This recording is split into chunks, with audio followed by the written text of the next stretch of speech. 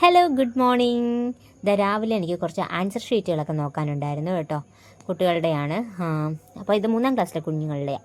അപ്പോൾ അവർ answer sheet നോക്കിക്കൊണ്ടിരിക്കുക. എൻ്റെ തൊട്ടടുത്തോട്ട് നോക്കിക്കേ, ഒരു മെലസ്റ്റോമ ചെടിയില്ലേ, അതായത് നമ്മുടെ പരിസരങ്ങളിലും കാണപ്പെടുന്ന കദളിച്ചെടിയില്ലേ, അത് തന്നെ വില കൊടുത്ത് വാങ്ങിയതാണ് കേട്ടോ. അതിൻ്റെ ഒരു ഇനം തന്നെ. ഇതിപ്പോൾ ഷോയ്ക്ക് വെച്ചേക്കുന്നത് എന്താണെന്ന് വെച്ചാലേ, ഇതിന് മുമ്പേ വാങ്ങി വെച്ചപ്പോഴത്തേക്ക് അത് കരിഞ്ഞു പോയി കേട്ടോ. അപ്പം ഞാനാണെങ്കിൽ അത് സിറ്റ് ഔട്ടിൽ വെച്ചേക്കുക. ആ സമയം നമ്മുടെ വിഷു ആണെങ്കിൽ രാവിലെ എഴുന്നേറ്റ് വന്നു. അങ്ങനെ വിഷു ഹോംവർക്ക് ചെയ്യാനുണ്ടായിരുന്നു. അപ്പോൾ വിഷു ഹോംവർക്ക് ചെയ്യുന്ന സമയം കൊണ്ട് ഞാനാണെങ്കിൽ എൻ്റെ വർക്കുകളും കംപ്ലീറ്റ് ചെയ്യാൻ ഇരിക്കുവാണേ. അപ്പോൾ വിഷു ഹോംവർക്ക് എഴുതുന്ന രാവിലെ കേട്ടോ. അപ്പം ഞാൻ എൻ്റെ ക്വസ്റ്റ്യൻ പേപ്പറും ആൻസർ ഷീറ്റും എല്ലാം ഒത്തു നോക്കി ഓരോ മാർക്കൊക്കെ ഇടുക. അപ്പോൾ വിഷു എൻ്റെ തൊട്ടടുത്തിരുന്നിട്ട് അവൻ്റെ ഹോംവർക്കുകൾ എഴുതുക. അവൻ എഴുതുന്നത് ഇംഗ്ലീഷാണ് കേട്ടോ. അവന് മലയാളം ഒന്നും ഉണ്ടായിരുന്നില്ല. അപ്പോൾ ഇംഗ്ലീഷിലെ ഹോംവർക്ക് അവൻ എഴുതിക്കൊണ്ടിരിക്കുന്നത്. പിന്നെ അത് കഴിഞ്ഞപ്പോഴത്തേക്ക് ഞങ്ങൾ കുറച്ച് പയറൊക്കെ വളർത്താനൊക്കെ തീരുമാനിച്ചു. അങ്ങനെ ഞങ്ങൾ കുറച്ച് പയർ വിത്തുകളൊക്കെ കൊണ്ട് നടുക കേട്ടോ.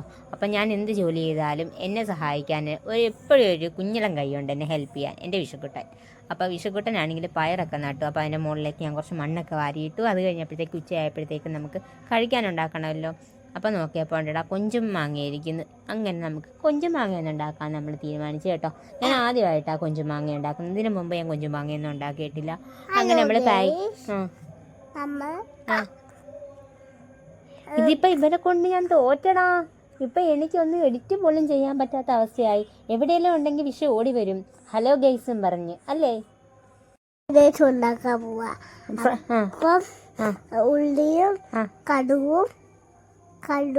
കടുമാങ്ങയും എല്ലാം ഇട്ട് ഫ്രൈ ചെയ്യാൻ പോവാ. ഇതങ്ങനൊന്നും അല്ലടാ.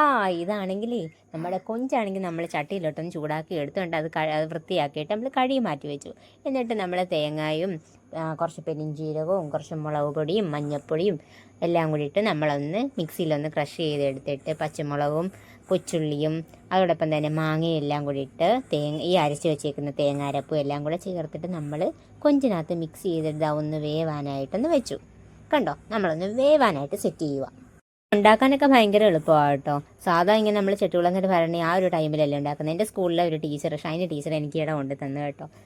ടീച്ചർ ചെട്ടുകുളങ്ങരക്കാരിയാണ്. അപ്പോൾ എനിക്ക് ഭയങ്കരമായിട്ട് ഇഷ്ടപ്പെട്ടു. അപ്പോൾ അന്നേ ഞാൻ വിചാരിച്ചതാണ് കുറച്ച് കൊഞ്ച് വാങ്ങിയിട്ട് നമുക്കൊരു ദിവസം കൊഞ്ചും മാങ്ങയും വെക്കണമെന്ന്. അപ്പം എന്താണ് നോക്കിയപ്പം മാങ്ങ ഉണ്ടായിരുന്നു. അങ്ങനെ ഞങ്ങളൊന്ന് കൊഞ്ചും മാങ്ങയും ഞങ്ങൾ വെച്ചു.